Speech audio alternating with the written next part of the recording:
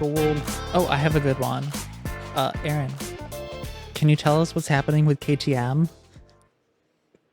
Dude, if I have to answer that fucking question one more goddamn time.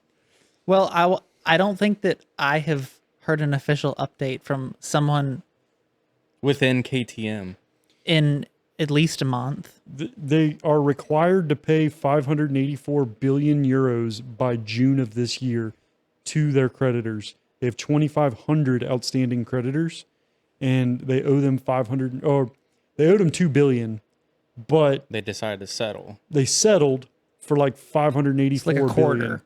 Yeah, it's 30% is what it is. Does that totally absolve them of all of the debt, or is that just a continuance? It absolves them of all the debt. Now, man, that must be fucking nice. Can I just call my bank up and be like, "Hey, can we resettle?" That's called declaring bankruptcy. No, but I want to keep my house. There's different levels of bankruptcy. And in the corporate world in the United States, there's Chapter 11. So this is like Kmart equivalent. So what they did was a literal Chapter 11, which is not bankruptcy. It's a restructuring of your debt. So it's like taking all of your debt. Say you owe $2,000 a month to credit cards and all kinds of other bullshit debts. Like you had a Best Buy card and whatever, and you're paying $2,000 a month. But the total amount of debt is like, let's call it 40 grand. Okay. If you restructure that debt by getting a personal loan for 40,000, your monthly obligation goes from $2,000 a month down to 800 a month. So it's a lot more manageable, even though it's the same amount of debt. So essentially a business can do the same thing. And then you, as a person, you can do the same. As an individual, you can do the same thing. If you owe say like you owe like a shitload of money to a credit card company, you can actually go to a debt resolution center and they'll negotiate with that card company and say, hey, look, we're never going to be able to pay off 40 grand. It's just not going to happen. Will you guys settle on us paying off 25 of that 40 grand? And sometimes the credit card company's just like, yeah, fuck it. Sure. Doesn't that hurt that would hurt their credit score then, wouldn't it? Yes.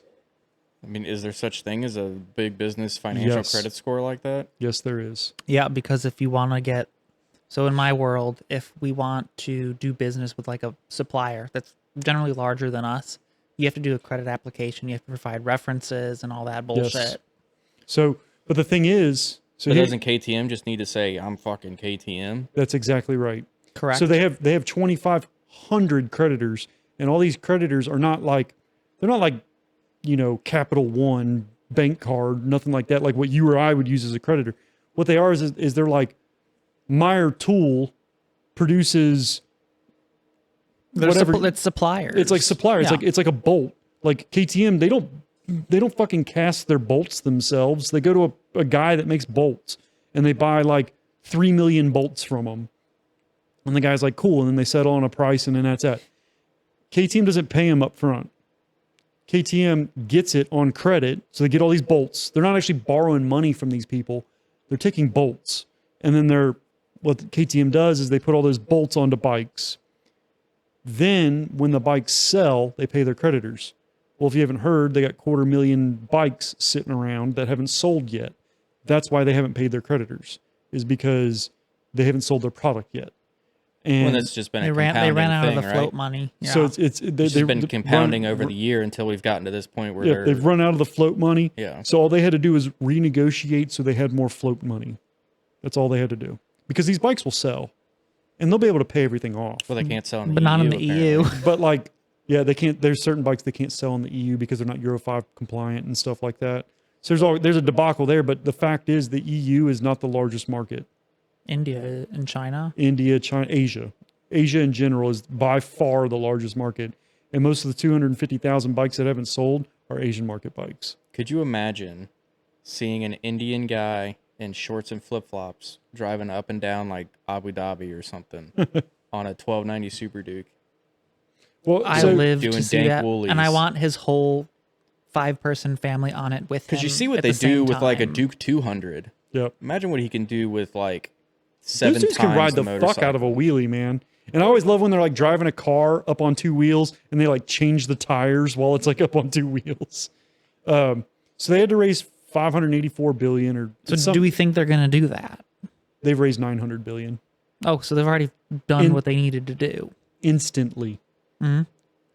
and they didn't need to borrow it from anyone. So everybody's like freaking. I still get customers. Oh, did BMW buy them out? Yeah, that's what I've been seeing, and I'm like, I don't think so. BMW doesn't have the cash to do it.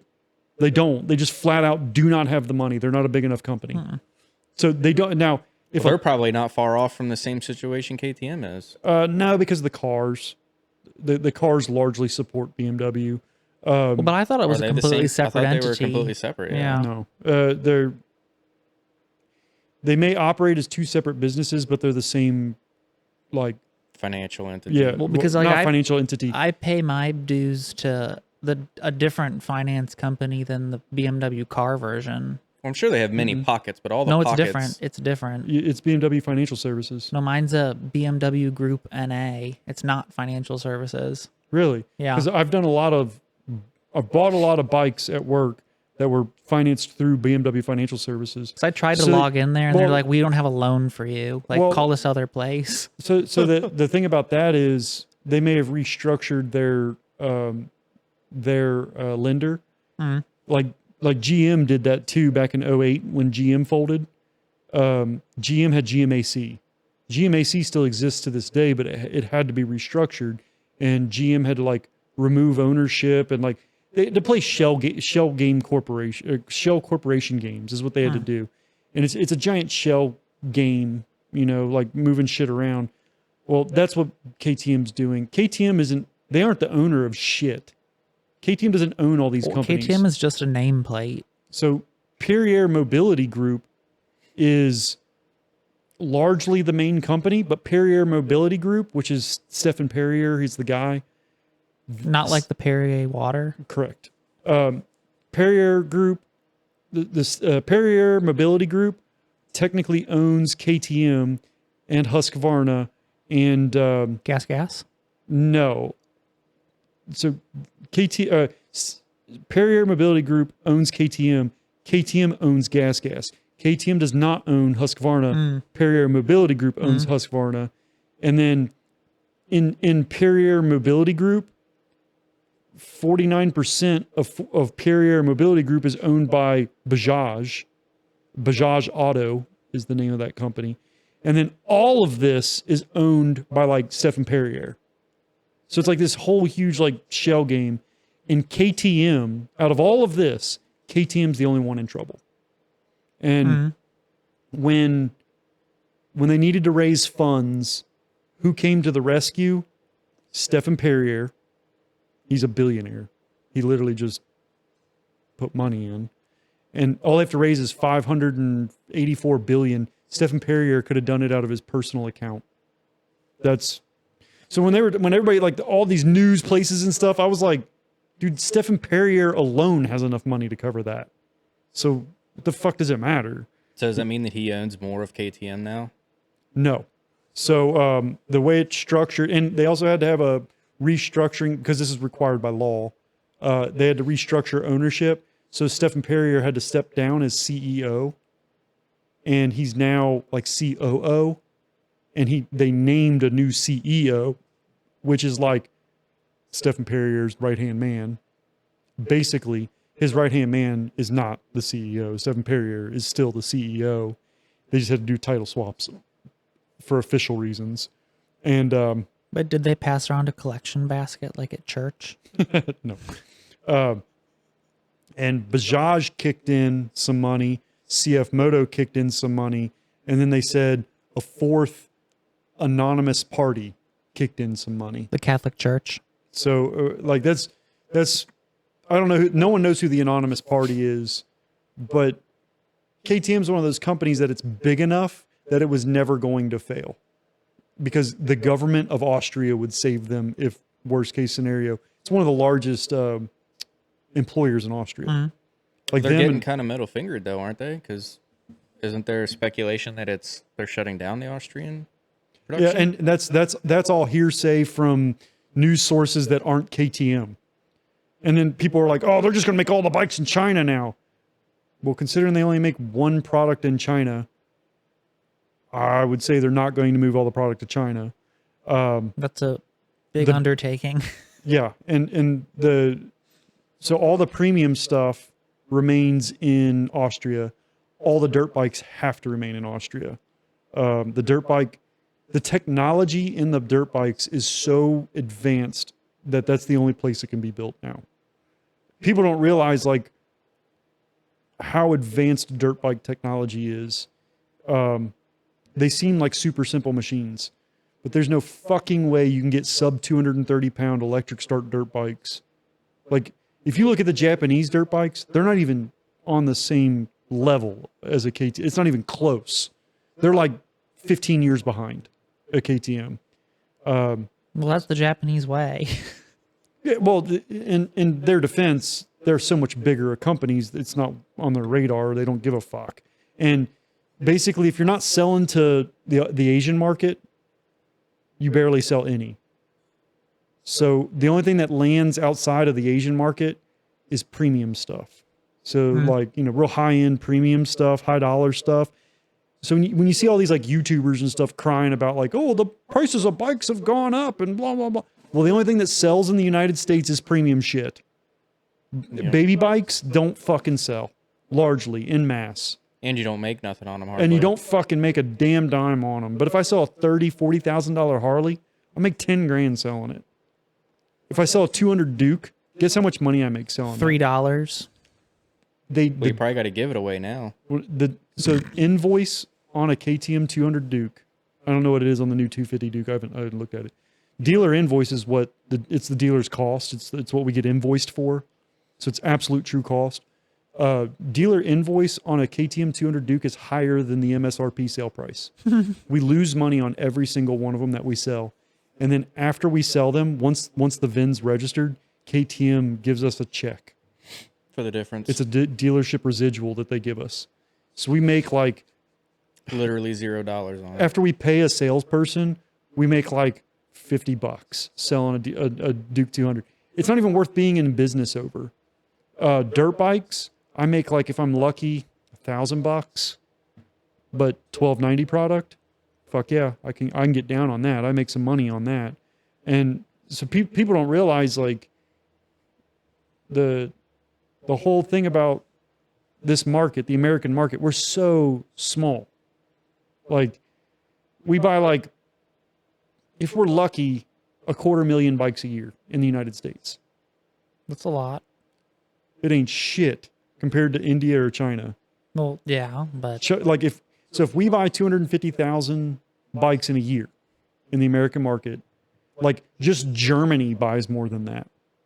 Just London, or just the UK buys more than that. Because those people have more value in it than we do.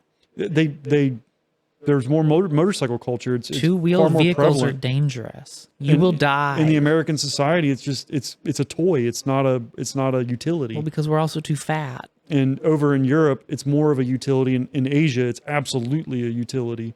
So over in Asia, like if we buy 250,000 here, I'm not even joking. It's like they buy 10 million a year in India. It's on that level. But if you think about it, they have 1 billion people. So what's 10 million motorcycles? Well, they take scooting very seriously. Well, they also, so it would be like combining the sales of cars here plus the sales of motorcycles, because they buy scooters over there for cars. Yep. That's what they use. And like they can't afford cars because a car's what $30,000-$40,000. Well, and the licensing fees for cars is more than the price of the car in certain Asian countries. Yeah, in certain, because they have their own import tariffs and taxes and stuff. But that's why a lot of used stuff gets pulled from here and shipped overseas. It's avoiding taxes. Well, that's a real big thing for. I found out the Polish guys that we have for my work.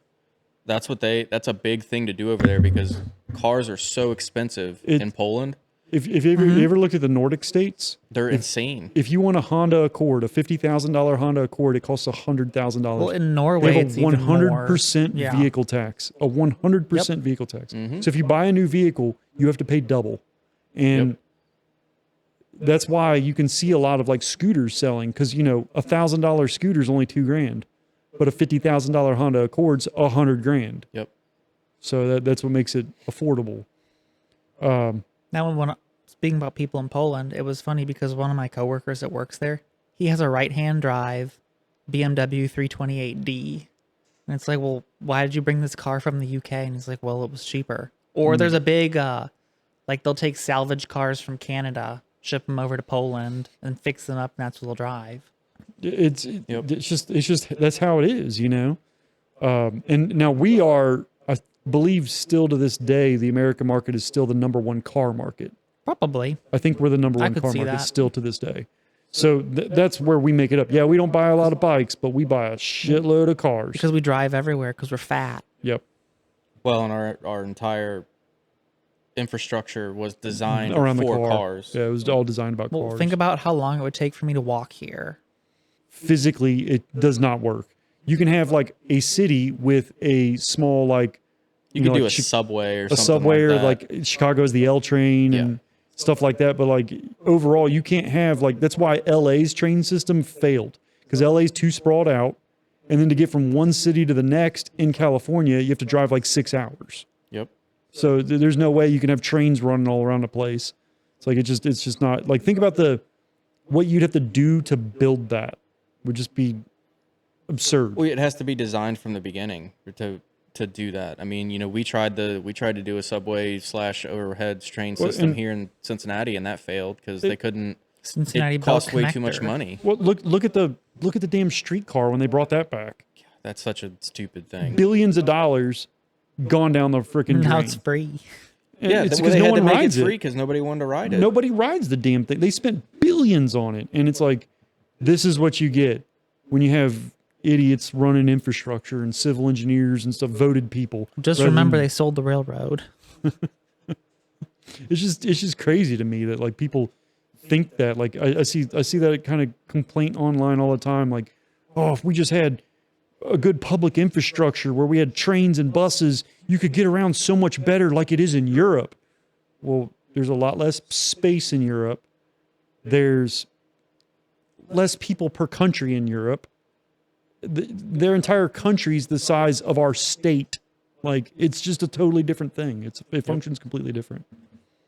So I hate when people try to do that. Plus, could you imagine all the people in the United States being stuck with a train system or a bus system? You couldn't decide where you wanted to go. You just had to go wherever those things took you. Oh, that would piss me off. One time, man. I rode the Amtrak from Toledo to Chicago. How was that? It was an experience. How long did it take? Probably 2.5 to 3 hours. 2.5 to 3 hours. How long would it have taken you to drive? 4. Really? Does it go across the lake? No. How did it go shorter than driving? It goes faster. I don't know, but my one story about that Because was, Chicago from here is 5. well, Chicago from Toledo is like 4. Well, it depends where you're going in Chicago. So that's probably part of it. But I witnessed a human being get food from like the food car. It was like a sausage sandwich of some sort.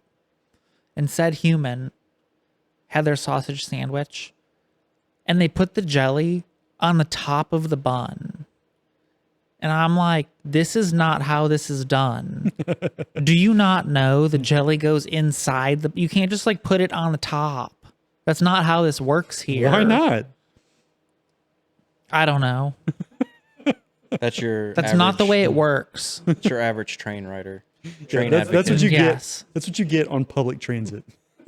But it was weird because like I just went to this train station. I got on this train. I've just never met went to anyone. Chicago. It's crazy to me because I've never met anyone that's been like satisfied with public transit, where they're like, "Fuck yeah, I wish this was the system." Well, because we as Americans want it to be under our own control. Like when I was in France and I had to ride the trains to get around, I was like, I fucking hate this. I have to get on this thing, and everyone takes the train. Yep. So it's like hard as fuck to get a seat. Like getting a seat is like dude, you better bum rush that motherfucker. Find a seat and sit the fuck down right now. Well, you're not supposed to sit because you're not old. Oh, I don't give. And not in fucking France. In No, France, they don't give a everybody. shit. Yeah, Everybody- they don't give a fuck. First come, first serve over there. And what I remember doing was the train that I went on. A few of the trains I went on were like double decked, so you had like an upstairs, and I would just bust ass upstairs as fast as I could. Since people had to climb stairs, They're Not less as likely to. There was like a second choice. So I just bum rushed upstairs as fast as I could, and then I had all the seats to myself. First choice then. So I'd sit down, but then 5 minutes later, the whole upstairs would fill up too. And dude, it was assholes to elbows. Like it was like tightly packed. I was like, who wants to ride? We're in the middle of COVID. How in the fuck is this acceptable? If I was in the middle of COVID, I sure as shit wouldn't be wanting to share a train car with 800 other people.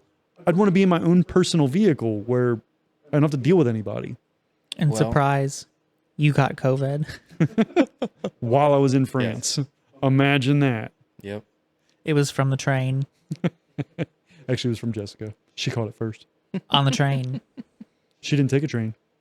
Well, I'm convinced I caught it in the airport bus in Paris. Oh my. That was probably so loud it made it to the microphone. I think so. It made it all right. You're going to have to amplify that. It was like a trumpet. Well, you know. A bugle. Bugle. What's wrong with you? It's a type of trumpet, is it not? I know, but that's what I'm saying. Who even brings that word up? What do you want me to talk about? Is it a cornet? When I hear bugle, all I can think of is the tasty little chips. That came after the original bugle. Now, weren't you a French horn player, Travis? Trumpet. Trumpet? French horn. Okay. And French horn? No, No, just trumpet. Just trumpet. Never mind. I thought you were play? classy. Upright too bass, snobby. obviously. Upright bass. Yeah, He said obviously. obviously. I didn't think it was that obvious. The largest instrument, Jessica played the flute. the North American skin flute. I played nothing. You, He was the guy that bullied everybody. Me? No. Yeah. ooh, Yeah, my bad. take that back over there. I didn't bully everybody. Your no. bugle. No, I was like, See, I see you as being a big band guy. fuck no. I was mostly unnoticed in high school until senior year. Once they let you out of special ed. I actually wasn't. No, I wasn't in special ed. I was in delinquent program, which they used to have, and Yep, I remember that. it was for kids that acted up and stuff. Why were you was so a summer naughty? school kid, weren't you? Oh, what's that? You were a summer school kid, weren't you? I did have to go to summer school between my junior and senior year. I had to retake my algebra class, Algebra. but I refused to do homework. I just didn't do it. And the head of the math department was my teacher that year. Dude, she assigned so much homework. And I mean, I wasn't the only student complaining about it. I didn't complain about it because I just didn't fucking do it. And she'd be so mad at me, and she'd be like, all right, everybody turn in your homework. And then she'd look at me and she'd be like, where's your homework? And I'd be like, I didn't do it. And she'd be like, you know you're going to fail this class. And I'm like, I wish you'd just kick me out now. Like, what do I got to waste all this time for? You're a bitch and I don't want to be here. Like, I don't understand what the issue is here. Like, in life, I could just fucking leave. But in school, we're trapped like prison. Like, this is not an appropriate way to teach children. If I understand the material, why in the fuck do I have to fucking do tedious work all night, every night? Like, that's just insane to me. I mean, when was the last time I used geometry every day? I mean, I use some basic algebra in automotive repair. There's a few formulas you have to use to calculate a few things, but like nothing like you learned in school. And I'm fine. They want to teach you how to, like, you know, think. I get that, and problem solve and stuff like that. But if you know the material, why the fuck do you keep having to beat that dead horse? So, but the delinquent program for me started when I was in like, I can tell you exactly when it started. It started in third grade. We had to partner up with these second graders, and since we were the older kids, we were supposed to like help them with reading. That's what the thing was. And it's this little shit kid was who I got partnered with, and he was like just being a fucking shit kid. Like, he was just being annoying as fuck. So it got to a point where I was like, dude, listen, we got to fucking do this. Let's just get through it. And then you can go do whatever the fuck you want. I don't care. And it kept being annoying and kept being annoying. So finally, I got pissed. I had a pencil in my hand. I picked the pencil up. I went fucking bam and slammed it into his hand. I stabbed him through the hand with my pencil. And as a third grader, I got suspended for 3 days on that one. So I was like one of the youngest kids suspended ever in the school's history. When you stabbed somebody with a pencil. Yeah, when I stabbed somebody with a pencil. And I had, from there on, I had to go downtown and like go to counseling and shit like that. Dude, I had to like behavioral modification and stuff. Like they did all that on me because this is back when they used to do that shit. And then that was in third grade. In fourth grade, we moved because we basically had to. Like I had to leave that school. And I went to a new school. The new school I went to was Lakota. And when I was at Hopewell Elementary, and they knew I was coming. And They knew you were violent. yeah, and I'm not even joking. Like that was a thing. Like they knew they consider me like a criminal, man. And fourth grade was spent mostly in solitary confinement. Like all I would do all day long is book reports. They'd bring me a book, and they'd be like, "Okay, write a book report on this," and that was like my week. And I would just have to sit there and do book reports. I ate lunch every day with the assistant principal, Mr. Lolly. I wasn't even allowed like out with the other kids and shit. Like that's just how it was. And then in fifth grade, it got a little bit better. Because they're like, oh, he's not stabbing anybody else. And then it got a little bit better, and they would let me in with like everybody else. But anytime there was any little inkling of an issue, they'd send me down, and I have to be in that class for like a month. And then in sixth grade, halfway through the year, my parents decided to move. And the school was trying to keep me there because the new school I was going to was in Lakota, but they didn't have the facilities that the old school did. Mm-hmm. And they wanted to keep you because they wanted tax dollars rolling in. And dude, they wanted to keep me there so fucking bad. And I begged and I cried and I just did not want to stay there anymore because it was not a cool place to be, man. Like I did not like it at all. It sucked. Sucked sitting in that stupid little room. It was like a conference room, and they would just like throw me in there, and there's this giant conference desk, and I'd sit in this chair by myself 8 fucking hours. Like I was like, dude, this sucks. So I convinced my parents to fight for me and let me go to the new school. When I went to the new school, I got put into a regular 6th grade class. Everything was great. You didn't stab anybody? I didn't stab anybody. I fought one kid, and he ended up being a real good buddy of mine. We're good buddies to this day. I beat the shit out of him one day. But to be fair, a lot of other kids had beat the shit out of him. Back then, he was pretty annoying. He was a tattletale, man. But I never did anything that was like... stitches. Exactly. I never did anything that was like truly like awful or anything like that at that school. I didn't stab any kids there. And I remember like... But high school. Is that the bar for truly awful? Yeah. Stabbing? So I remember after being at that school for like a month or two, my teacher, Miss Kunkel. Miss Kunkel. What a traditional teacher name. She got pregnant and she had to like leave, and we had like a substitute teacher for like 2 months. But anyways, Miss Kunkel, like after like the first month I was there, she pulled me aside and she was like, "Hey," she goes, "your old school like warned us about you." And I was like, "Oh fuck, here we go." I was like, "Damn it." Like I thought everything was cool. Like I thought everything was coasting. I was having a great time. I felt like a normal fucking kid. And she goes, "I don't know why they warned us about you." She's like, "I don't see any issues at all." And I was like, thank God. Like I felt like so good after she said that. And the rest of the school year went out like awesome. It was great. In 7th grade, I started junior high. I'm at lunch one day. It's like halfway through the year. And this dude comes walking up to me. Just this random, he's a teacher, but he was an adult dude. Comes walking up to me, taps me on the back, and I'm sitting there with a couple of friends. And I turn and I'm like, "Who the fuck are you?" And he's like, "Hey," he goes, "You're Aaron, right?" And I'm like, "Yeah." And he goes, come with me. I need to talk with you." And I was like, oh. So he goes, "Bring your lunch." And I was like, God damn it. Like that, bring your lunch is not a good thing. No. It means you're not returning. So it's like, it's never a good thing. So I had to walk all the way over to the other side of the school to this fucking classroom, and I saw the fucking kids that were in the classroom. There was only like 4 in the classroom and me. And I knew instantly it was the fucking delinquents. It was the delinquent classroom.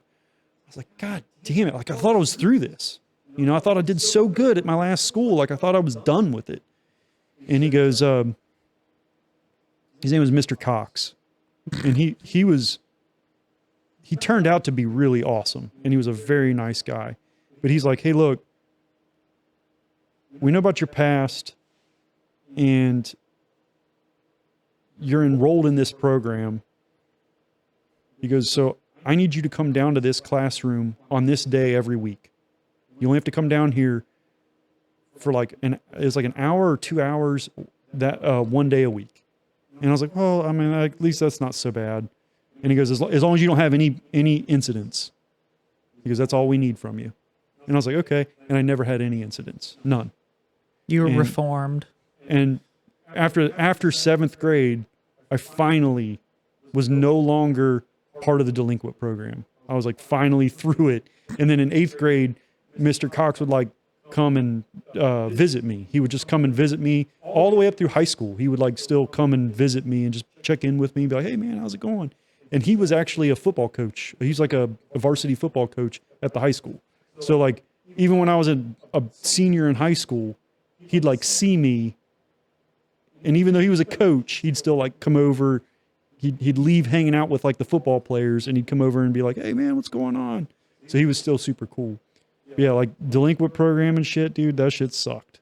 It was fucking awful. All because you decided to stab some kid with a pencil. Just because I stabbed some fucker with a pencil, man. Was it just like a standard number 2 pencil? But like, Tell us more about the pencil. I don't remember, man. It was a long time. I was in Mechanical 3rd grade. pencil? I was like 9 years old when that happened. Did it go all the way through? Like in high school, like I was pretty what do you call it? Invisible. All the way up. Like I didn't even have like friends that I went to school with hardly. Like a few people I was friendly with, but like I didn't hang out with them outside of school. I hung out with the people I worked with. I worked at Wendy's, and I hung out with all them until senior year. And it wasn't even right away in senior year. It was dang near halfway through. Not at Kurgerbang? A guy I've known since I was in 4th grade. I've known him since I was in 4th grade. He played Pee Wee football and I played Pee Wee football. And he was sitting in front of me, and all of a sudden he turns around. I've known him since 4th grade, but we weren't like friends. We never like hung out or nothing. But it's not like I wasn't friendly with the guy. You know, he's a cool guy. He's a nice guy, but just weren't really friends. He turns around and he goes, hey, you're into cars, aren't you? And I was like, yeah, because at the time I had a Honda Prelude and I liked to tune on it and stuff. And I was like, yeah. And he goes, you ever install an intake on an Integra? And I was like, I mean, figure it out. He goes, you want to come over to my place and like install this intake on my Integra? And I was like, sure. So I met him over at his place and we installed it, and there was a few other guys there, and they were like, can you like install these lowering springs on my car? And I was like, sure. So I did that. And then before I knew it, like we formed a car club, and then freaking senior year was like intense because it was half the football team was like, I worked on their cars and pimped them out and stuff. And then it was like, I was like everybody's friend and everything. I was like, dude, what the hell happened? Pimp like, my ride. Just because I told one dude that I can work on his car, you know? Then it was like, all of a sudden everybody was like, you work on cars? Then I was working on everybody's cars. That was really the only time I ever really got noticed in school was that. Mm-hmm. But I've been tuning on cars since I got in, you know, since I turned 16 in sophomore year. But no one ever noticed it then. They didn't notice till senior year. Little did they know. What is a topic? We got several topics there. Wheels. why they shouldn't be orange and why they should be black. We got a 10-minute segment on KTM. That'll be a good one. I fucking hate that topic. It's But we're gonna keep talking about it. It's so beat into the ground. And all the fucking news reports that are from like Ride Apart and all the other fucking internet rags that keep talking about it. And I'm like, you guys don't know a goddamn thing about it. Well, they're doing the same thing that all of the regular other media news outlets are doing right now about politics. Is It might as well be a fucking tabloid. They're like, making Jesus shit Christ. up just so they can talk about it. Like, Yep. I'm so sick of seeing articles show up on all these whatever B and C listed fucking video game outlet studios. They're like, oh, GTA 6, blah, blah, blah. I'm so fucking sick of it because it's like, it's all bullshit. It's all rumors, None of man. it's real. None of it's even real information, even based off of anything. It's like literally they just came up with all of it out of their ass and they're just posting it up just to get the clicks. I'm so fucking sick of it. And That's exactly what the everything. KTM thing's like, because I'm like, to all these rags that keep posting up these rumors, I'm like, did you ever even fucking call KTM and like just ask them what's going on?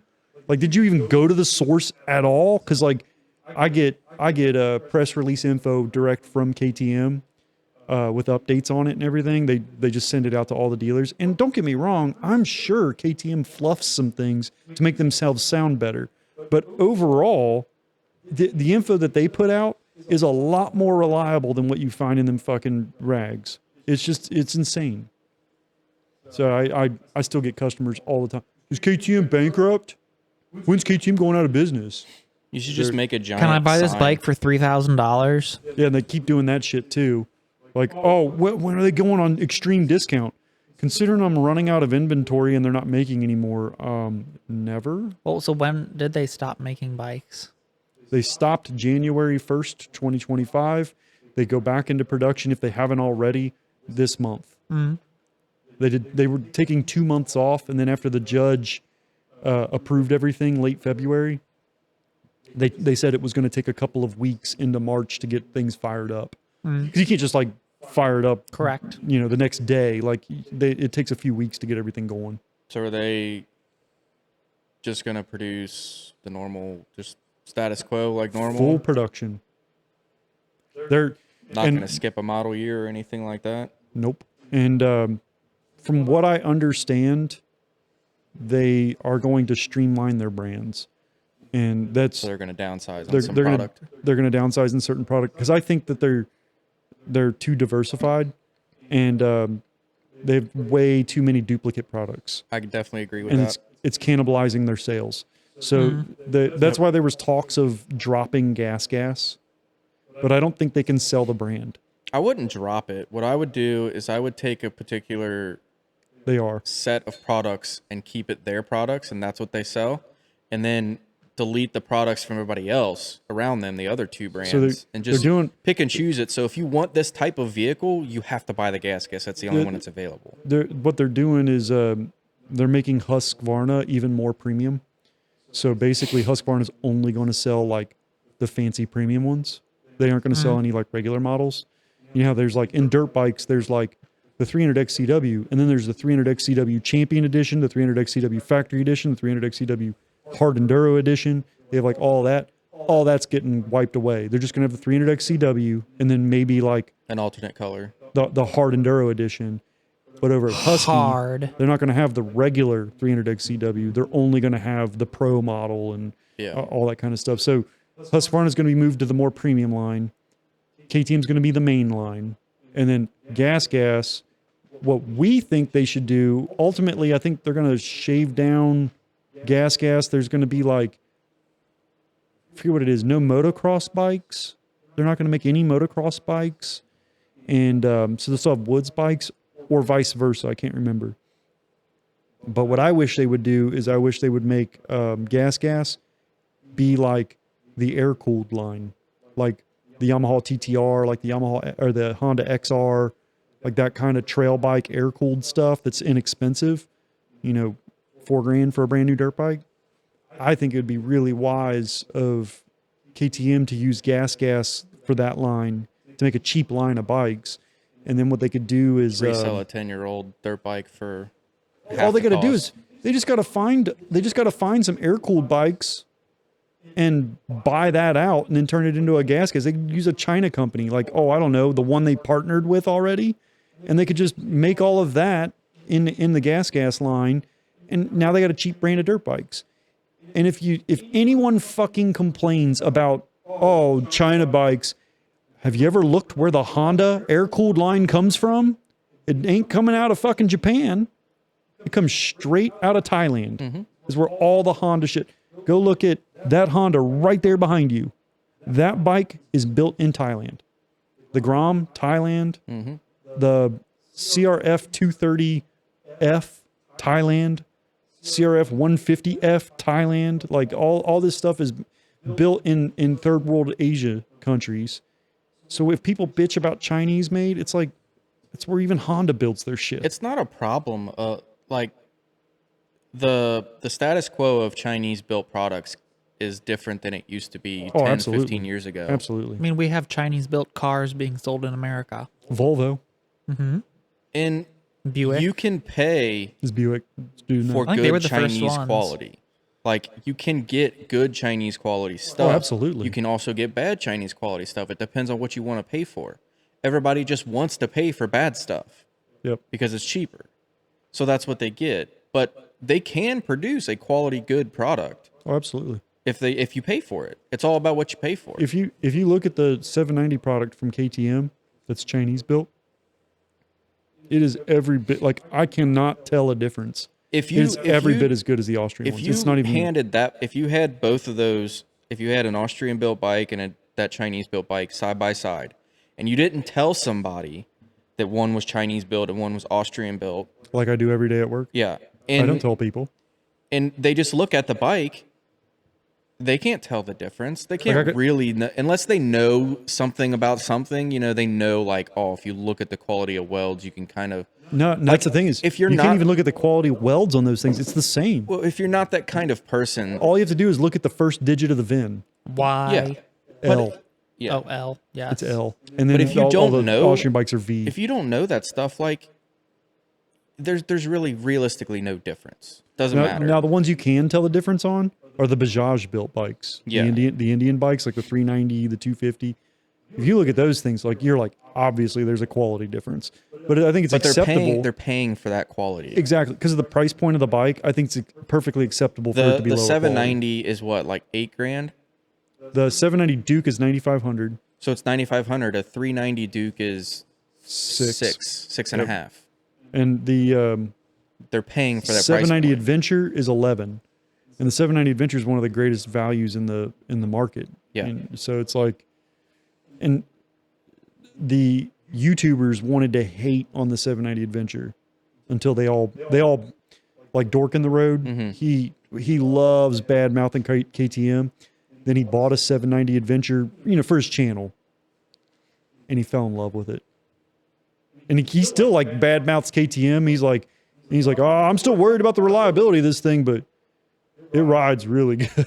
It's like, yeah, I know it's a KTM. I know exactly what you mean. It rides awesome, and he's never had a single problem with it. So he still keeps going on about the reliability without having a problem. I'm like, that doesn't compute, man. I've never seen any motorcycle, and I don't have Motorcycles. omnipotent viewpoints on Yes, every you do. motorcycle type, but of every motorcycle I've ever had contact or experience external of, there's never been a reliability problem with any of them. I would say, I would go to say like if you're getting a prior to 2012 Ducati, when they were Ducati alone and not owned by Audi, they were questionable reliability because they were all hand-built Italian motorcycles. And I think anything that's like that, small batch, hand-built stuff, is just going to be not that great in the reliability department. Especially if they built it after wine lunch in Italy. Is it literally a reliability issue, or is it it's just needy? It's a build quality issue. And because of the engineering wasn't as strong, you would get designs that weren't as robust. So like that's why Ducati had the rep for the longest time of being like, it's Ducati. They're super finicky, very expensive. They burst into flames sometimes. Like that's where that reputation came from. But then after Audi owned them, Audi helped them clean all that up. And once they did that, they've become like super reliable motorcycles. They're still very expensive and super expensive to work on, but like they're very reliable. And they have very long service intervals. Well, that's a very Audi trait. Well, And I that's think that still their service expensive intervals and now, still lots of service. it just But, like- matches the rest of the European manufacturers. It's not like it's anything more. I think there's still a little more, especially if you have a Desmo top end system. They're a little more annoying. Well, I think it's annoying But- to adjust, but I think the intervals for you to check it are the same as like. They are. They're on par. BMW, yeah. They're on par with everybody else Yeah. as far as intervals go. Now, where they used to be 7,500. Yeah. Every Yeah. 7,500, you had to do a Desmo service, which is like a $2,000. yeah. It's a super high dollar service. So that's what owning a Ducati was like, and that's when it ran. Because not only did you have to do that maintenance, regardless, even if the thing's running like a top, it would also break down in between that. So they were rough around the edges. KTM's, they were like that many years ago. And I would say it's probably pre-2010 KTM's were pretty shaky at best. But Well, they were I would hand-built argue- sand-cast engines. Like they were Yeah. some bespoke stuff. It was super cool, but I would argue that any European motorcycle manufacturer from that era, from the early 10s or before, was probably a little shaky, like you're saying. so was compared to early Triumph. Japanese. Yeah, that's what I'm saying. Triumph was the same way. So was, well, I mean, Harley, yeah, and they are what they are. Well, they're but still not reliable. but the Japanese, they were known for making shit products until the 60s. Yeah. But like say okay, it's 2010 and you bought a European bike. How much obviously it's not as good as a car. It's not going to last as long as a car, but motorcycles still aren't like cars. No, they don't. 30,000 miles is a crazy amount of miles for a motorcycle, and that's barely broke in on a car. So they're two totally different things. Mm-hmm. But from back then, like in 2010, was it really that big of a deal? Like, did you go 5, 6, 7,000 miles without having to do any real service on a bike? Because I feel like Well, I would service my bike way more than that. back in 2010, it wasn't necessarily about like service interval.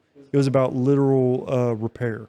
So like the bike would break down, and it would do so. Stop working. It would do so quite often, and it's largely just because of manufacturing quality. It was largely because Poor of specification. yeah, and the design was just not as robust. Like a lot of things were working against it back then, but they were a lot smaller of a company and they didn't have that stuff figured out. But it wasn't just KTM, it wasn't just Ducati. It was, I mean, Aprilia is still in that boat, and Aprilia is owned by Piaggio, which is a much larger conglomerate, but they still suffer in quality. Moto Guzzi, they still suffer in quality. Like, dude, Moto Guzzis are crap bikes. They really are. They're like, but there's a charm to them. That's the thing. And the owners of them love them because they're charming little bikes and they have so much character and all that kind of stuff. It's the reason you buy European bikes, or else everybody would just buy Japanese bikes. But the European manufacturers have stepped so far up that if you're getting one of the major European manufacturers, BMW, KTM, Ducati, any of those, and Triumph's actually really good now. You're buying any of those, you have, is it the same reliability as a Japanese bike? Arguable. It is. I would still give the nod to the Japanese. I think that would be really interesting to test, and I think it would be really hard to test. Well, see, the thing is the Japanese, they don't take risks, No. Yeah, they're super conservative in everything they do. but the Europeans do. They take a lot of risks because they like to make exciting products. Yeah. And that's the trade-off. Do you want the brand that's making an exciting product that's a little bit more risky as far as reliability goes, or do you want the brand that is not risky at all, but their product does not perform on near the same dimension? Like your Triumphs, you like Triumphs, you found that out. Do you how like much, Triumphs, Travis? How much better is the Triumph Street Triple to your Z900? It's not even the same class of bike. But you can't even compare them. It technically is the same class of bike. I would have a hard time really believing that after owning the two because they are so the night and day Kawasaki different. was so much better. Shut your mouth. But like, and the Japanese have largely lost their way since the day of like Gixxer Chad with his sport bike and his spiky hair. I think the Japanese bikes, I think they had their time like mid to early 2000s. I think that was their time, like up to 2010 before the Eurobike takeover. Now it's European bike time. Yep, it's European bike time. And I mean, hell, what was the second bike you bought? A BMW. A European bike. Yep. Well, but then again, I've always owned European cars. Yeah. Makes sense. And European cars are terrible. Because like I would very never bad cars. own. Well, I did own a Japanese car. That was like a one and done affair. Because like it was too good. It was too boring. Well, it was boring and it never had a single problem. And no frills. No, it had some small issues to me. Like design issues? That yeah, every time the AC compressor would kick on, you could feel it, and it would like make a little bit of like a noise that came out of the air vents. It bugged the fucking shit out of me. And I remember I took it to them under warranty, like, oh yeah, there was air in the system. I'm like, okay, did you check it for leaks? Oh yeah, there's no leaks. I'm like, well, how is there air in the system? Did it go? There's no did it leaks? Make the sound like? Yes. Yeah, that is air in the system. And I'm like, well, if it's not leaking, then how did air get into the system? It was trapped in there from assembly. And I'm like, well, they didn't vacuum it down. Why didn't you evac and recharge? Why? Because it's coming down an assembly line. They don't have time for that shit. Well, like they produce 40,000 cars a day. Well, you think they can put a 5-minute? Well, but I'm telling you, they don't even run the air conditioning system. The first time that air conditioning system's ever turned on. What I'm telling you is, so I took it to the dealership, and they said, "Oh yeah, like we evac and recharged it. It's still like, still did it. Still did it. Yeah, 70,000 miles. When you vacuum down a air conditioning system, you're supposed to do it for like. There's a formula, I can't remember it off the top of my head right now. There's a formula for how many minutes you vacuum it down per pound of refrigerant. And it's like, if you followed it to the T, to what you're supposed to do, it's like 2 hours. Yeah. It's like 2 hours of vacuum Nobody time. got time for that shit. And literally no one gives a fuck. Whenever we're working on cars, you vacuum it down. Once it reaches the vacuum, you don't sit there and let it hold. You just pump it full of refrigerant. It takes 5 minutes. Well, and so that was kind of my thing about it. Like, it wasn't a Honda. It was an Acura. It was supposed to be like a really high-end Japanese car. Well, it's just a Honda with leather. Well, it was actually a European spec Accord. Yeah. That doesn't even make any sense. But Japanese still, vehicle with a European spec. Well, no, as in they sold that car as the Honda Accord in Europe, and then they imported it to the U.S. as the Acura TSX. The Accord was the European Accord was physically smaller.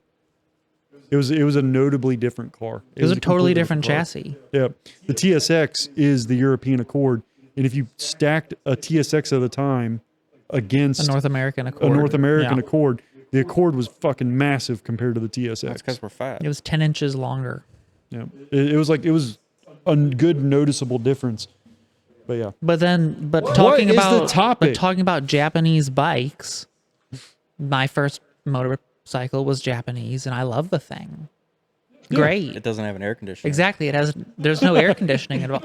That's because I feel like Japanese companies excel in their engines. And a motorcycle, I think, is all about the engine. And not anymore. Yeah, not anymore. I would agree. Japanese products, they are not doing well with engines anymore because they went too far. As far as fuel economy and emissions took main priorities over everything else, over like reliability, over performance, over all these things.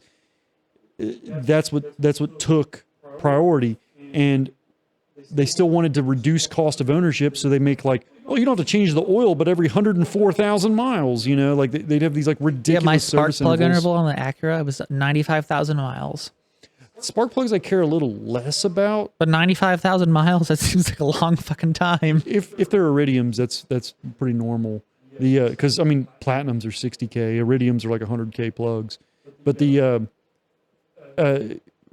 went to like 10,000 plus mile oil intervals, and then all of a sudden, and they were also running zero weight oils. And it's like, let's 020. start burning. And then all of a sudden, Honda's buying 4-cylinders like crazy. When I worked at a Honda dealership in 2012, they had fucking 4-cylinders going all the time. They're exploding 4-cylinders. And then the 6-cylinders would chew up spark plugs and cause it to burn oil because it'd scratch the cylinder walls. They were like all these like ridiculous problems that I'm like, the spark plug thing was an unrelated issue, but the 4-cylinders with the oil, I'm like, run thicker oil and have a shorter interval and you won't have this problem. I mean, it's a real easy problem to solve. When Kia and Hyundai came out with their 7,500 mile oil changes, this was in 2010. All of us mechanics, I mean, like all of us, whenever we would go to the mechanics school you that burst Kia out has, laughing as soon as you hear that. well, we all went to the schools, the training facilities for Kia up in Chicago, and all of us would complain about it. We'd all be like, that's not good for these motors. I work on these motors every single day. I can tell you these motors aren't built for 7,500 mile oil changes. That's incorrect. They need 3,000 mile oil changes. And they all were like, no, you put 7,500 miles on those oil stickers when you put them in the windows. And I'm like, I told him, I was like, do you guys like buying engines? Because this is how you buy engines. 2012, the largest engine recall ever. Kia Hyundai. It was billions of dollars through millions of engines. Good thing they saved all that tax revenue by upping the service intervals and lowering the engine weight for that extra mile per gallon they got. And that's all it was about. It was about increasing the fuel economy and reducing the cost of ownership. Well, yeah, the cost to the owners is real cheap when the company has to buy all the fucking engines. So they were buying engines at 200,000 miles because when you come out with a recall, you have to honor the recall. And so they were buying engines at 200,000 miles. It's like, one, how long is an engine supposed to last? And two, why in the fuck did you increase the service interval on an engine package that you didn't come out with a new design on? The engine had existed since 2006. All of a sudden, out of nowhere, you can just double the mileage interval. That's not how this works. And lower the engine weight. And yeah, they originally came out as rated for 5W30, and then through the years they downgraded it to 520. But after working on cars for as long as I did, I was totally fine with 520. 520's it runs good. There's no issues running 520 on an engine that's designed for 520 or 530. 520 runs great. I have a problem with 020. So I thought it was fascinating on the newest car that I have, the Mercedes. That one, I read the manual, and the manual has all the different oil specifications. I run either 530 or 540 in it, but it says it can do anything from 020 up to 540. And I'm like, it said 020 for maximum fuel economy. Yep. And I'm thinking to myself, if it can run on all of these different things, why would I run it on something that much thinner and think that would be good long term? So Well, it's fuel economy. That was what it was all like Well, not engine fuel life. economy. but it's not engine life. So They don't get a kickback for having longer engine life. No. So if you lease a vehicle, run the thinnest oil you fucking can and never change it. If you own a vehicle, use thicker oil and change it all the damn time. And that was my rule, rule of thumb. Obviously, if you're leasing, you don't give a fuck. You don't even change oil ever. Who cares? You're just going to give it back. You don't rotate the tires. You don't do shit. You put gas in the thing and you drive it. But if it's yours, take care of it, treat it right, and it'll last forever. So it wasn't necessarily the design that was flawed. It was the policies of the company that were flawed. And I think that the Japanese and the Asian brands, because I'm including Kia Hyundai in that, they took their eye off the prize. Their entire reputation was built on what? Reliability. Everybody's you always said, sacrificed all the good features because you said, okay, this Honda, this Toyota, it's going to be 100% reliable. And I'm fine that it doesn't have the latest infotainment, the fancy panoramic moonroof, or all that bullshit. because if you remember like a Toyota from the 90s, which is like peak Japanese car. Crank windows. It was like a super bare minimum. Like it didn't even 2 have dials. like insulation in the car to deaden road noise. Like when you rode in it, it was loud to ride in, and the door panels were super thin. Like everything about it was like kind of low tier quality product, but the fucking thing lasted forever. You couldn't kill like a 95 Toyota Camry is an unkillable machine. That's why you look at all the ISIS people, what the fuck are they driving? You know? They're driving 1984 Mercedes 300Ds. And Toyota Hiluxes and Toyota Camrys. Like that's what they drive. Well, there is the one F-150 with Bob's Plumbing down the side of it. How the hell they got that thing? There was a big lawsuit over that, actually. That's a pretty funny story. But I'll say the Japanese, and here this explains a lot, and knowing, because dealing with Japanese products in my industry is kind of, it's different, but you can see the similarities in like Japanese motorcycles and cars and whatever. The Japanese very early on nailed precision. yes. That's all they have is precision. So precision worked great in 2006, 2007, 2008 when all of the other brands, everything was super sloppy and ugly. And then the Japanese come out with very, very precise machines that were high reliability because of the precision of the manufacturing. And they were very good because they were the first things that were finally precise in how they operated. Well, everybody has precision now. So it's like we can have precision and we can have all these fancy functions. The Japanese are still only doing precision. They don't have all the fancy functions. They're unwilling to put that on there because they're unwilling to reinvent the wheel on how they're doing what they're doing. Well, and that goes outside of their brand focus. Remember how trashy American cars used to be? Like a Chevy Malibu? Are you talking about like 90s to early 2000s? Between like 2000 and 2010. Yeah. Like Malibu was trash. Mm-hmm. Like it wasn't even able to hold a candle compared to an Accord I or a would say, Camry. like largely speaking, American cars have been kind of crappy, pretty damn crappy Pretty much forever. Yes. But back in like the 60s and 70s, everything was crappy. Yes. So like saying an American car was crappy back then, it was like, well, everything was crappy. So it's not like a surprise. But then into the 80s, most things were crappy, but the Japanese were starting to get good. In the 90s, the Japanese got great. Like it was untouchable. Like they wasn't even close. And the Americans were horrible. Real bad. In the 90s. Yeah. Like because basically GM was the largest car company on earth. And Well, they had no because competition. It was a monopoly, yeah, basically. and there was no competition, so they could just build their cars And they were as like, crappy as whatever. here is the Chevy Lumina. Yeah, the Lumina, like all the W body, in body crap. Here is the K. Well, the K car was the 80s, wasn't it? Yeah, K car from Dodge in the 80s, into the 90s, and then the Oldsmobile Cutlass Sierra. 60-degree V6, the 3.4, the 3.3, the 3.1, the 2800, like Yeah, the 60-degree V6. The 3800 V6. No, the 38 was a 90 North degree. Star. No, the North Star was different. That was a whole different thing. The Buick Century.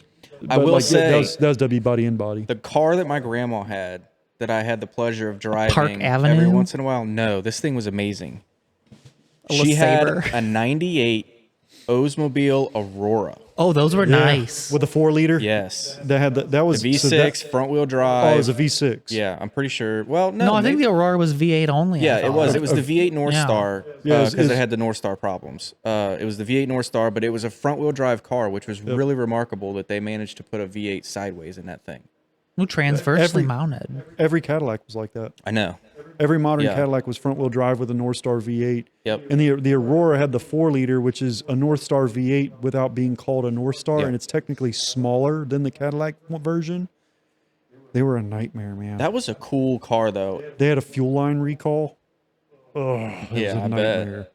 That was a cool car, and it had every like goofy gizmo you could think of inside that thing. Yeah, Like it was an all Oldsmobile. the shit that they would never think of putting on a car. It had a in-dash computer system. It had a little flip-up door that you pushed a button, it flipped up, and it had a bunch of buttons. You could change what the display said, and then you'd close the door, and the door was just clear plastic that had black paint on the backside, and then it just had a window cut out where this display would read through. Like, so janky, but you didn't think it was janky at the time because it was cutting edge, whatever for GM. It had auto dimming bright lights that never worked. Of course. The function was there, and it worked anytime you came up on a sign, but it would never work when a car was coming at you. So it literally did the opposite of what you wanted it to do. GM and Ford used a couple of different cars as like they would debut new technologies out on them. GM would use the Corvette. They would use key Cadillac products to debut some stuff. The Cadillac Alante. And there was certain like Buick and Oldsmobile stuff that they would debut some things on. This was the Aurora was part of like the whole Oldsmobile rebranding kind of. They were trying to save the brand, and it still failed. Which the last one they made, I really liked those cars. They were neat, well, because they were trying new things. They were finally building the car didn't that look they bad probably either. should have built. The Aurora wasn't a very good-looking car, but No, I thought it looked decent. It was only sold in a couple of cities across the country. Really? Yeah. I had to. So in 04 is when Oldsmobile went out of business, and in 05 I worked at a Chevrolet dealer, and right when Oldsmobile went out of business, if you had an Oldsmobile that was like a 2004 model year, you still had a 3-year, 36,000 mile warranty.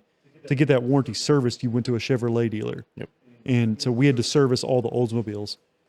I hated them. Every time an Oldsmobile would come in the shop, I'd scatter, man. Like I did not want to work on those things. It was really nice inside, really nice leather. Yeah, I'm sure. It had I didn't like them. the air conditioning vents weren't in the, like, there were two in the panel in the front, but then there weren't any in the sides. Like, you have the for the driver, passenger on the ends. I will tell they you, were in the door. I will cool. tell you this. Heated, cooled seats. American cars, if you wanted like luxurious and like the most disconnected from driving feeling ever. That car was definitely that. As far as like luxury goes, disconnected in a luxurious way. The Americans had that down pat. No one could touch them. Like bench seats. If you wanted a cloud to ride on. If you wanted Aladdin's carpet across the clouds. Like if you didn't want to feel anything and you wanted a quiet ride, and then you had like this motor that made no noise but made gobs of torque, the Americans had it down. Not even the Germans could figure that shit out like the Americans. I would argue that GM had that in spades. They did. Like they were the leader of that.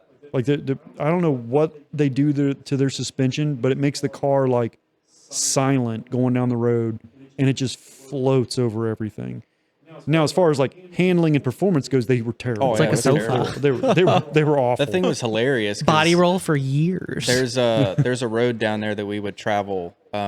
They've cut a road through now. I think it 92 going through towards Oneida, and but it used to be a ridiculous mountain pass. In fact, if we're ever down that way on the bikes, we should take that road because that would be a really fun route.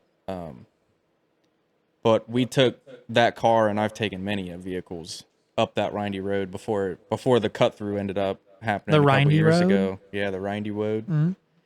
And like 15 mile an hour around a corner in that car, turn the wheel, and it's squealing like crazy. It did not like corners at all. No. But then as soon as you straighten it out and smash the throttle down on that thing, it would melt the tires off of it. Yep.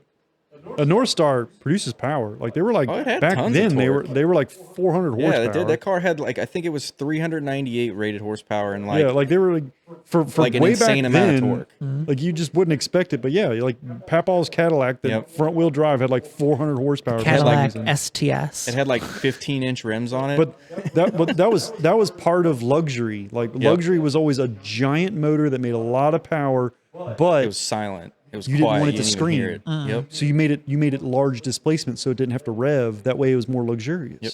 It didn't vibrate. It didn't rev. It didn't vibrate. Yeah. Where like the Germans and the Europeans would always take the opposite approach. They would always make a small displacement engine. They'd make it rev to the moon, so it had tons of performance, but it wasn't as luxurious as far as like being silent and all that kind of thing. Yep. And also the ride quality was always stiffer because they wanted more, agility. They and didn't, wanted have, to they didn't have turn. bad roads either over there. They always had Yeah, pristine it's true. roads, so like they didn't have to deal with the potholes that we have to deal with here. And then German cars just fall the fuck apart over here. Like they're Oh, they're horrible. like BMW is my favorite to work on. Because it's all plastic. Well, they're just They like, didn't used to be though. but like, dude, when you take out, all you had to do is like, BMW early 2000s, mid 2000s, you pop the wiper cowl out, which takes like less than 5 minutes. And it's like, holy crap. You just, that one component, the wiper cowl, that's it. You pop that thing out and it's like you have all the room in the world to do anything you want. It's crazy how much room there is in the engine bay. They're super easy to work on. I couldn't believe how easy it was to work on.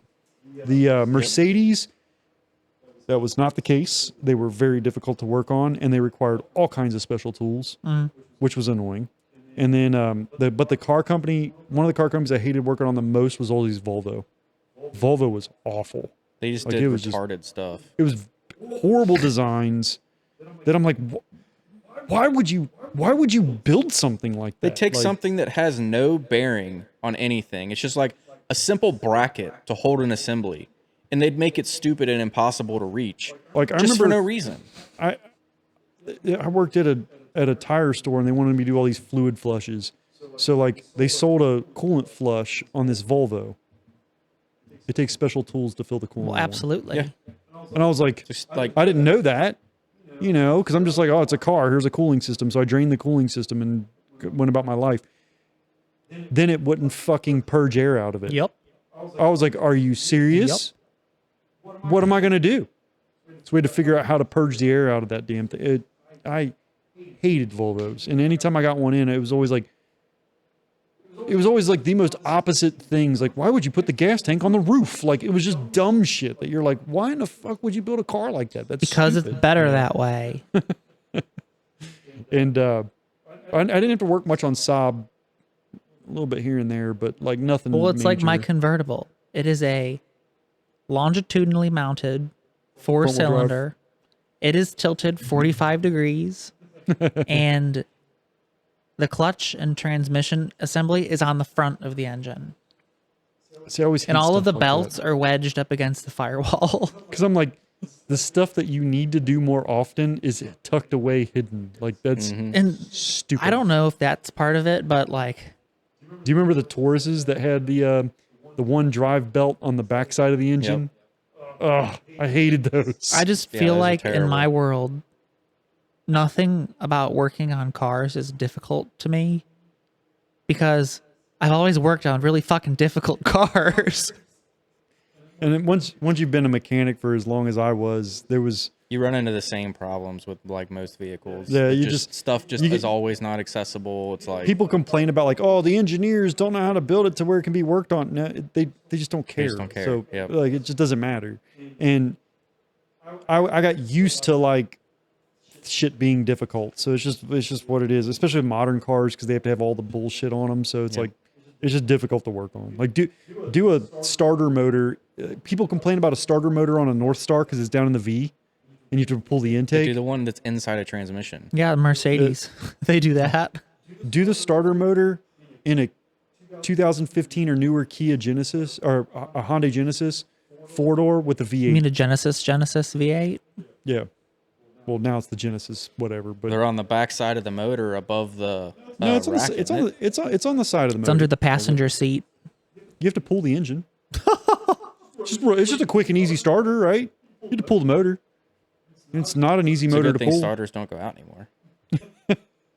This one went out because it cracked in half because the guy, his son took it for a joyride and sunk the front end of the car into a flood down on Kellogg Avenue. Oh, nice. Classic. He was going to try to cross through the flood, sunk the front end in, water sucked up through the intake, Tried to start it and hydraulic. bent a rod, Yep. and then he tried to use the starter. And these are a one touch, so if you touch It'll it just once, keep going. Keeps going. keeps spinning. And as soon as that rod hit, I'm not even joking, it cracked the starter in half. He was getting a whole motor anyways, so it didn't really I was like, matter at that "Damn." point. Well, they Probably didn't didn't want me know to, that at the time, though. they didn't want me to put a whole motor in it at first. Well, they Guy they paid- probably didn't. I mean, you got to Guy tear the paid whole for thing it. apart to find out it's got a bent rod. No, I don't. There's ways to figure that out. But the motor, the guy didn't want to pay for a motor. The motor was $20,000. Yeah, that's about And right. since it was a brand new car, there were no remands out. So you had to buy a brand new engine. Brand new engine was 20 grand. So the guy didn't want to do that. And he didn't want to claim it on his insurance. Okay. So what I said was, when I first got the car in, I noticed immediately that it had been in a flood. And I said, look, this is what I can do. I can pull all the spark plugs. I can turn the motor over, pump all the water out of it, and I can put all the spark plugs back in it, and I can try to fire it up, and we'll see what happens. And he's like, okay, do that. So I pulled all the spark plugs, and then the starter didn't spin. So then I went down to the starter and found out it was cracked in half. So I was like, all right, well, I got to put a starter in it. But before I did that, I turned the motor by hand, and it rotated by hand all the way around. So I was like, I don't know, maybe it was just hydrolocked, and that caused the starter to crack in half. So I put a starter in it, which sucked. And then Did you pull the motor to do it, or did you find a way around it? halfway pulled it. I left it hanging, and then I put a starter on it, and I shoved it all back in. And then so I got the motor to spin, pumped all the water out, threw all the spark plugs back in, started it. It fired and ran. Shitty, and it had a horrible vibration to it. And I was like, this ain't right. I was like, I think it bent a rod. But it wasn't bent enough to keep it from running. So Traded I went out and I drove the thing, and I beat the ever-living piss out of it to try to just blow any of the water out of it and everything. And I got back, and it never quit that vibration. And I told my boss, I was like, hey, this is what it is, man. And the guy was like, that's fine. And he took the car anyways. And he drove it for like a month, and then it came back on a hook. Motor exploded. And I had to put a motor in that one. But yeah, like, moral of the story is it's all hard to work on now. So it doesn't really matter what it is. It's all hard to work on. So don't go trying to be brave on Kellogg Avenue when it's flooded. Yeah, don't do that. But like Japanese bikes, they're starting to come around.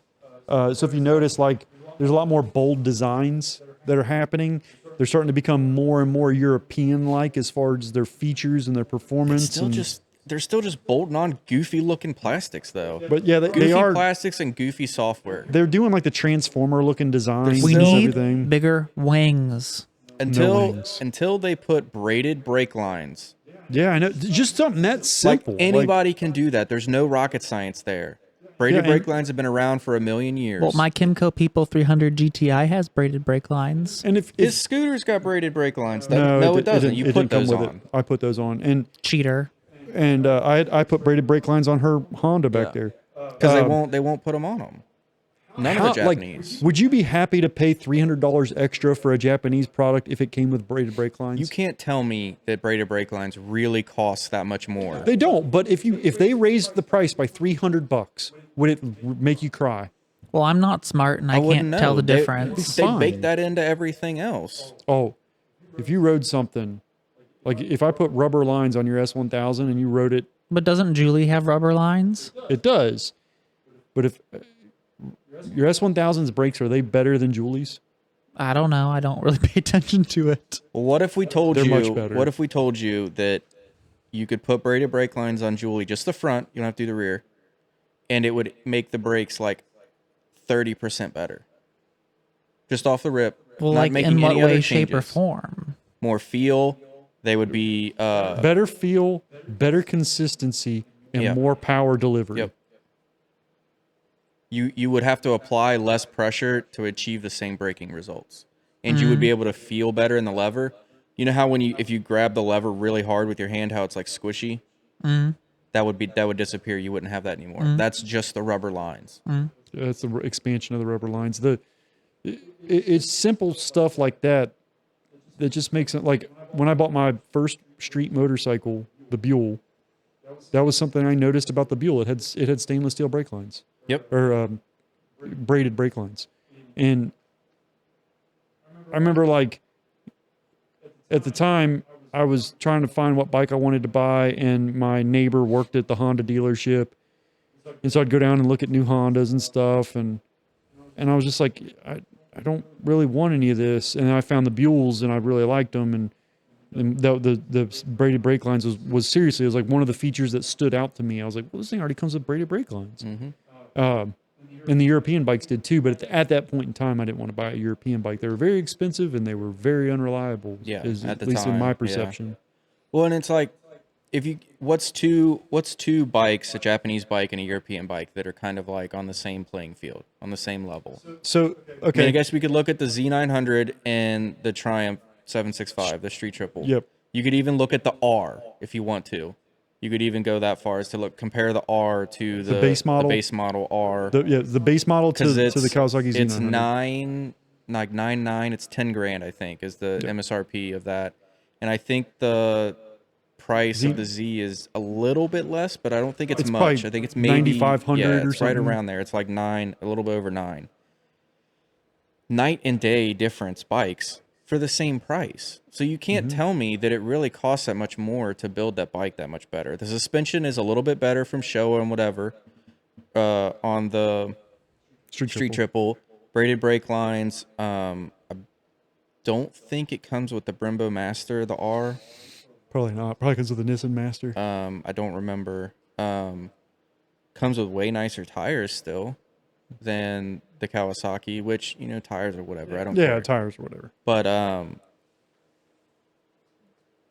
the Kawasaki, I think, does come with a fancier TFT dash, but no better software settings. Still the same software settings basically through and through.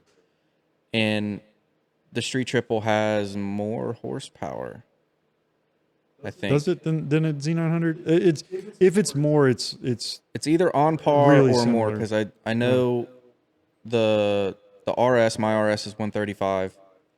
I think it's 135. I thought yours was 130, and then the non-RSs were 120. It's 10 horsepower difference, one or two. It's either 130 or 135, and then 20 or 25. I think it was 115, the Z900 that I had, at least the 2018 model. I thought they were 120. Was it? I think they're 120. Maybe it is. But regardless, like, you compare, like, okay, Hyper Nakeds, Street Fighter V4, Aprilia Tuono, KTM Super Duke are always the top 3 Hyper Nakeds. Those are like the ones. BMW M1000R. They tried. They're a Me Too bike.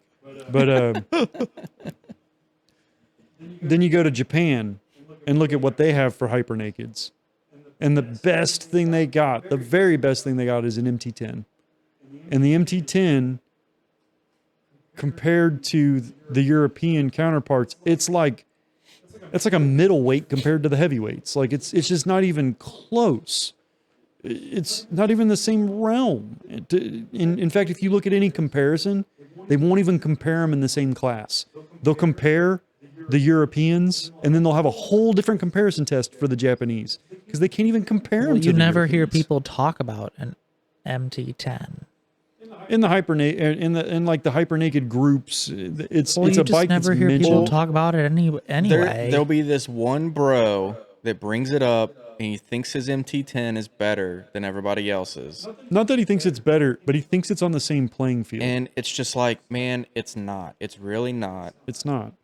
You'll get waxed all day long against a Super Duke or anything like that. Like, it's just nowhere close. But the only place where Japan has a leg to stand on is in superbikes. Precision. Superbikes, and the only reason they have a leg to stand on, the only reason, the Gixxer, is no, not the Gixxer. In fact, the Gixxer's the worst of them. Is because Japan stepped up their superbikes to European level. What did they do? Well, they made the CBR 1000 from the same. Which one? The CBR 1000 RR or the R 1000 RR-R Super R? It was the 2008 CBR RR up until it's 2008 CBR 1000 RR up until I think 2017 was the exact same bike. The double R-R Special Edition Extra R. Those came in 17 after. Oh, okay. The triple R. I'd love to ask the guy that named them that. Just like, what are you doing, man? Well, How much money did Honda pay you to go? I don't understand what's wrong with naming a bike just a slap name. an R on it. Well, I don't understand what's wrong with naming a bike a name instead of alphanumeric bullshit. What was wrong with Fireblade? Yeah, Fireblade's Fireblade, awesome. RR. That's Like what it's you- called in Europe. Yeah, Just I got a call it Fireblade. that. Why does it need to have different names? I don't know. But Japan didn't, in superbikes, didn't step up until more recently in the late teens up into the 2020s. You know, prior to that, you had the same bike since 2008 and it made 160 horsepower. And it didn't change until 2017. The Ducati Panigale came out in 2012 Yep. and it was like revolutionary. It's largely considered like the bike that created the modern superbike is the Ducati Panigale. Arguably, it could have been the Aprilia RSV4 The because Aprilia. that came out in 09, and it was a huge leap forward. But I would say the Ducati Panigale more defines the modern superbike. And Honda, Suzuki, Kawasaki, none of them answered back. Everybody was just, in fact, back then, the closest thing was the Kawasaki. That was the closest thing. But now you have like the Kawasaki has the ZX10RR, and that thing is sick. It is full titanium parts in the engine. It's lightened.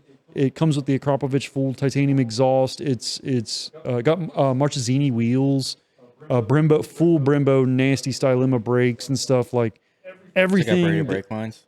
Yeah, it has braided brake lines. That's why it's $8,000 more than the single R. They're $30,000 and it's a Kawasaki. Yeah. And then Or I could go buy a Ducati. And or you can go buy a and They Ducati. would still wax it.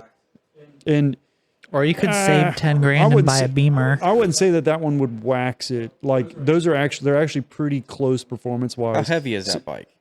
Same thing. It's the same as the Panigale. Like they're very very similar, and it's over 200 horsepower. It's a wicked bike. But look what it took to get there. The Yamaha R1M is a similar type of thing. Olin suspension, Brembo brake. Well, the R1M doesn't have Brembos. It's got its own special Nissan calipers that are really good. But it's over 200 horsepower, so it competes. And then you have the Honda CBR 1000 RRRRR. R? And that one's got Olin suspension, Brembo brakes. It's got all the fancy trick doodads you want to see. Yeah, because they bought all the European parts to But- stick on it. $30,000 for a Honda. Yeah. You know, so Superbike is the But only it has arena. the most R's. Yes, it does. Yes. It has 4 total. I don't know. The What's the super Leggera, whatever thing you That's a fancy special. Ducati? That's a special edition. R. There's a lot of R's in that. No, that's just Super Leggera. It's called something else too, though. Doesn't it have another word that goes with it? It's a Ducati. Depending on which one it is, it's the Ducati Panigale Super Leggera 1199 or Super Leggera 1299 or the Super Leggera V4. And it depends on which Panigale it is, but yeah, the Super Leggera is just stands for super lightweight. Super long legs. Yeah, like the Japanese on any other level don't really compete the adventure bike world. Even there, they lag.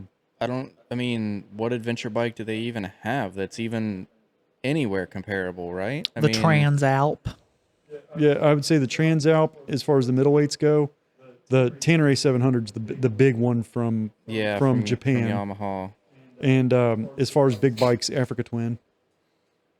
And So 2 out of a sea of like 20 other bikes from every other manufacturer. I mean, KTM's probably got the most adventure bikes in their lineup, don't they? I don't know. Triumph's got a lot of them. Triumph has a lot of flavors of their 2 Tigers. adventure Yeah. bikes. What's their other The- one? Tiger 12 and Tiger 8. Oh, well, there's all Tigers to Well, me. and then Tiger 9. there's the 850 Sport. That Tiger I 660. I think might be finally discontinued.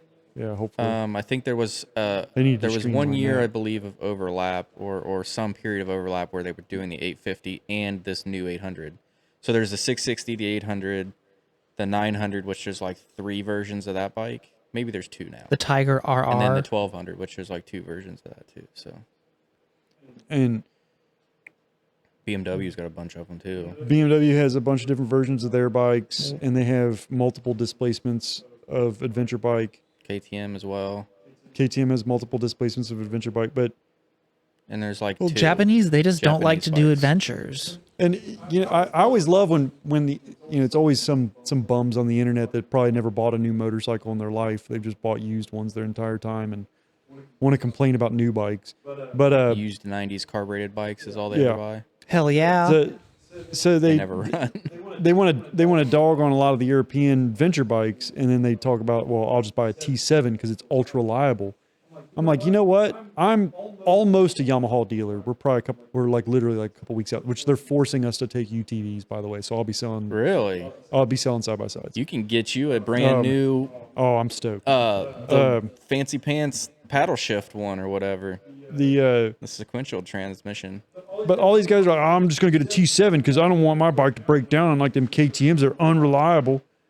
You know, I'm about to be I've a never Yamaha seen. dealer. I see a lot And of them. every- I've never seen a broke down KTM. Well, I have never seen a Yamaha dealership that didn't have a service department attached to it. If they're so reliable, then you'd think they wouldn't even need a service department. With the way the internet talks, like, well, these things never break. Okay, well then why do they have a warranty and why do they have a service department if they never break? Yep. That's insane. It's an insane thing to say. I mean, So- maybe I'm just privileged, but Yes. I've never seen a motorcycle, period. Like, I've never been on a ride and have somebody's bike break I from have. mechanical. I've- I've gotten a flat tire before, and I've seen other people get a flat tire. My but stator died on the Kawasaki. while you were riding Yep. it, Yeah. did it leave you stranded? Yeah. So there's the one, I guess. My Honda scooter exploded the transmission a couple of times. But it wasn't Honda parts. Nope. And Jessica's 690 Duke quit running on us once, but we thought it was the fuel pump at first, but then I'm pretty sure it's just because we ran it out of gas. When else have I been stranded on a bike? Oh, my Buell left me stranded once. It had 30,000 miles on it, and the voltage regulator finally took a dump. So 30,000 miles is what it took for a bike that's not heralded for reliability. Not only was it 30,000 miles, the bike was a 2005, and it failed me in 5. like 2013. Yeah, like 12, 13, 14, something like that. Yeah. 12. It's probably 12 Yeah. is when it failed. So it was a 7-year-old bike with 30,000 miles on it, and the voltage Well, regulator. and Harleys have for a very long time had voltage regulator problems. Yep, and that's exactly what it was like a normal thing to happen. So it was It like happened it's at 30,000 miles. But to be fair, most bikes don't even make it GSXRs half that. GSXRs are known for their stators going out. They're like known Well, for I think anything of that vintage Japanese sport bike, like Julie, yep, the that's stators the took thing. shits. Yeah. And it was a very prevalent problem. But yet these things never break down because they're Japanese, right? So I'm always like, that's bullshit. AFJ Race Shop has a shop dedicated to repairing Gixxers. That's like his thing that he does is he repairs Gixxers. So he Well, specializes. to be fair, I guarantee 98% of his Gixxer clientele don't take care of their shit at all. Absolutely. Yeah, they don't take care of it at And all. I will say, I'm a firm believer in like 98% of your vehicle's like life or reliability in its life is extended by doing proper maintenance and cleaning and like just basic, not being a lazy, Just taking care of yeah, it. just taking care of it, giving it a wash every once in a while, or cleaning it, or checking things, doing the oil changes regularly, all that kind of stuff. Like, it's weird that everybody else that I know, and I literally just dealt with this with my sister. She had to bring her Jeep over for work again today. Shocker. Everybody, my mom, Which sister? Tabitha, Tiffany, They're the Tiffany same. as well. I mean, she's had the same problems. They all come to me with all these problems they have. My mom has had so many house problems. And I'm like, I don't know why you guys have so many problems with all these things you own. I literally have none of these problems. Like, Because you address the things before they become problems. I guess it's just like I've never had reliability issues out of hardly any of the vehicles or any of the pieces of equipment that I own. It all works well 98% of the time. I have very few issues. Like the only time I had problems with cars was when I was young and I didn't know how to take And you care of had them properly. POSs that were already Yeah, they were out the door. piles of junk. Yeah. There were 200,000 miles on them. Well, I mean, my Kia Soul has 180,000 miles on it, and it does not drive like it has 180,000 No, miles on and it. it drives just fine. And you didn't do anything other than just take a little bit of effort and take a little bit of care of it. Change the oil at a reasonable interval. When things start making, really haven't had- when things start making noises, you think really what's haven't- making the noise and fix it. And I really honestly haven't had to do that much with that car. Like, it has the original clutch. And I haven't changed the brakes since 60,000 miles. It's got 180 on it. Yep. I do a timing belt every 60,000 miles. And I change the oil every 5,000 miles with synthetic. And it's like, it just keeps on trucking. It don't Well, care. just be like bacon and make your own oil. Would you leave that alone? The Lord is good. That is why the Lord is good. What does that even mean? Think- Bacon has its own oil. That's why the Lord is good. I don't even think that's not even factually accurate, is it? It's not oil. It's grease. fat. It's grease. fat. It's not even oil. Well, yeah, asparagus doesn't make its own oil. It doesn't have any fat in it. Being at work and having all the, like, you would not believe how many smug ass customers walk in like, KTM's going out of business. You should make a poster board, like a giant poster board with all the questions that you've been asked and the answers to every question, and just put it right at the front door. And quote, if like It just says at the a flow top, "Are you chart. here for KTMs?" No, that won't matter Well, they won't read. because they don't read. they don't know how to Like, read. Well, but then they you don't can even- direct like, them to the this, board. This is how bad it is. They don't know how to walk into my building. It is kind of confusing. I'm like, go to the door. All the doors and the windows are all mirrored, and if you don't catch the door handles, I can see why you'd miss that. I'd be like, you just walk to where there's a door and then go inside. That's all you have to do. It's like they'll be like walking around like, I don't know where to go. I get DoorDash deliveries at work and they don't know where to go. I write in the DoorDash delivery thing, come inside the motorcycle dealership, look for the sales tower. That's what I have written The in there. tower, Yeah, the sales tower. And king of the they don't- castle. They don't read any of that. Because if they walked in the doors of the building of the motorcycle dealership, and they don't even like look for anything. They just look for the first person they That's see, what I would do. which is the parts counter. So they walk over to the parts counter and they just go, like, hold the food up. Yep. And the parts counter guy's like, I don't know who the fuck you Randy's like, what is this? are. And Randy, God bless his soul. What a nice man. like, I'll page out. Hey, Mike, can you come help me set the price on this bike? And then the next page that comes through, Randy will go, did someone just page parts and service? Then you hear like 4 people get on the thing, like, no. I'm like, God, he's retarded, man. Bless But his he's heart. such a nice man. Just like Randy, dude. He was like, is this, when we bought the tires, he was like, this is like a really significant discount. Is this okay? I'm like, I just look at him, and Randy.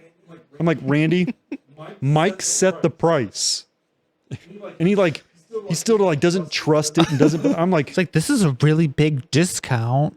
I'm like, I always try to tell him stuff. Like anybody else, if I mention something to him, I'm like, hey, can you go do this? If I tell them to do something, they just go do it. Randy's the only person that like questions it. Well, I don't know if I can. No, I'm telling you to do it, Randy. I'm telling you can do it. You're just like ringing up and making the invoices. I'm like, just go do it. Do this thing that I'm telling you to go do. And he's like, I don't know. And he has to like go over and ask Mike. I'm like, don't bother Mike with this stuff, man. He's got too much on his plate. I am telling you to do it. Go do it. If Mike has a problem with it, he can come to me. It's not a problem. If I'm telling you to do it, it's not your problem to deal with. It's God my bless. problem. Like, just go do the thing I'm telling you to go do. I need it done right now. That's how Randy is, man. He's something else. Such a sweet man. So pure. He is. That poor thing. He's lost. No, he made it to work though. Everybody's got autopilot in the morning. You just show up somewhere like, oh yeah, I guess I'm supposed to be here. He worked over at the Harley dealer before he came over to us. That makes sense. I don't know what he did prior to working in the motorcycle business. Well, you should find out. I should, because I don't. This wasn't his career. Like, he's only been doing this for a short period of time. I think this is more of like a retirement. What if he gig. did something really high level and super important? See, that's what I'm wondering. I'm like, did this dude like run like some Fortune 500 company before coming here, and now he's just like fucking with us or something? I mean, when I'm old and I'm just looking for a retirement gig, that's exactly what I'm gonna do. I'm gonna be working at the fucking CVS pharmacy counting pills. You were gonna CVS like ringing up people's like Prescription fucking- condoms. and cosmetic goods. Yes. And candy bars. Yeah. You're gonna switch all the Advil PMs with the Advil AMs. Hell yeah. They're going to be sleeping during the day and they're going to be Wreaking awake havoc. at night. We're going to Modern day terrorist. let's right make here. America nocturnal. Again.